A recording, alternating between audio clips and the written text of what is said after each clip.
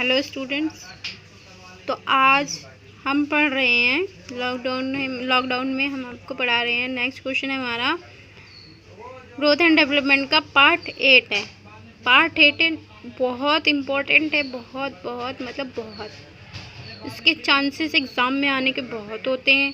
अगर आप एक बार इन पॉइंट्स को ध्यान से पढ़ लेंगे तो आप एटलीस्ट 20 मार्क्स का बहुत इजी से कर पाएंगे एक्सप्लेन इस क्वेश्चन को। तो आज का क्वेश्चन है हमारा जीन पियाजे के बौद्धिक और संज्ञानात्मक सिद्धांत तथा इनकी महत्वपूर्ण अवस्थाओं के बारे में हम जानेंगे कि क्या क्या होते हैं। पहले हम पढ़ेंगे जीन पियाजे के बारे में।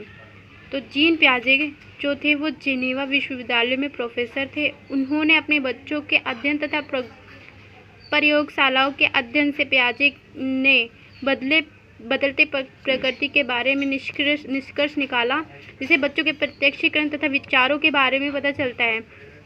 मतलब उन्होंने पहले तो बच्चों के बारे में खोज निकाली कि बच्चे क्या सोचते हैं, किस आधार पर सोचते हैं तथा उनके सोचने से समझने की शक्ति कहाँ तक होती है।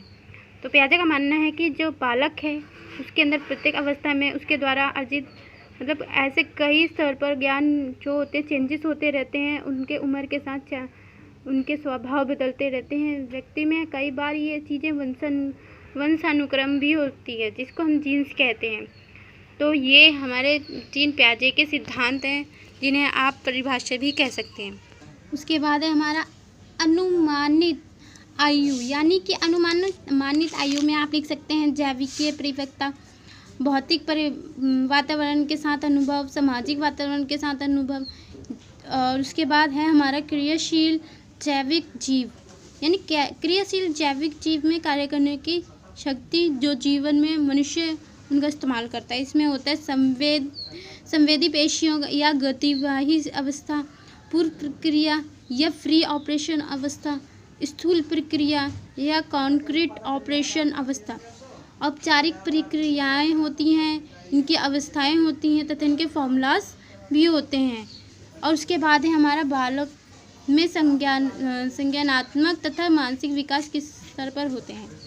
तो पहला होता है ब्रह्म पदार्थ के बारे में, यानी प्रैक्टिकली होता है स्वयं के बारे में, खुद के बारे में, अपने तथा पदार्थ के बारे में भी होते हैं, जो उनके बालक के संज्ञानात्मक तथा मानसिक विकास का विकास करते हैं।